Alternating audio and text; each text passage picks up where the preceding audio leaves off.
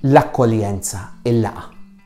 Malta fiċ-ċentru tal-Mediterran għandha rwol importanti li tilqa' lill-migranti li jkunu qed jaqsmu l-Mediterran.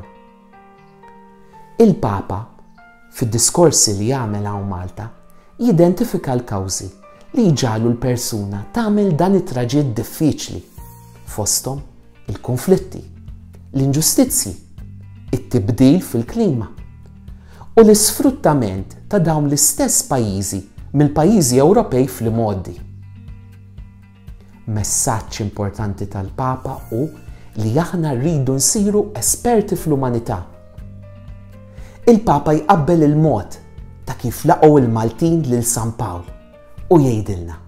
Nessuno conosceva Ħadd ma kien jaf x'isimhom minejn ġejjin jew il-qagħda soċjali tagħhom, kienu jafu biss ħaġa waħda, li dawn kellhom bżonn l-għajnuna. che avevano bisogno di aiuto.